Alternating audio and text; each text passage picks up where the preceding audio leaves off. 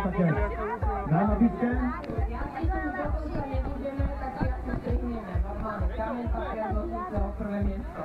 Súhlasím, pretože sú ďalší účinkujúci pripravení.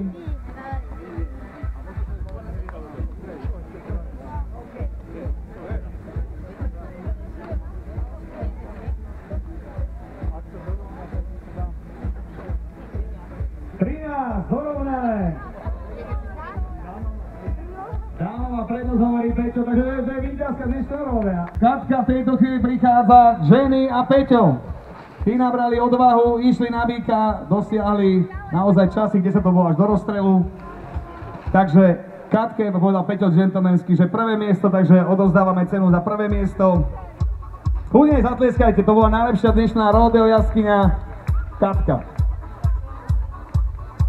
Peťo skončil na druhom mieste a gentlemansky prepustil do prvé, pretože naozaj mali rovnaký čas, takže Peťo na druhom mieste a na treťom mieste Jenny. Takže gratulujeme a hlavne to, že ste nabrali odvahu. Takže to sú tí najlepší rodeo jazdci, samozrejme uznanie patrí aj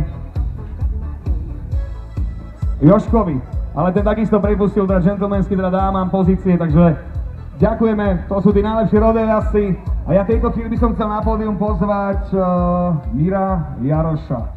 To je človek, ktorý má viaceré projekty, poznáte ho zo Superstar, poznáte ho ako manažéra viacerých slovenských hviezd, videli sú v rôznych projektoch.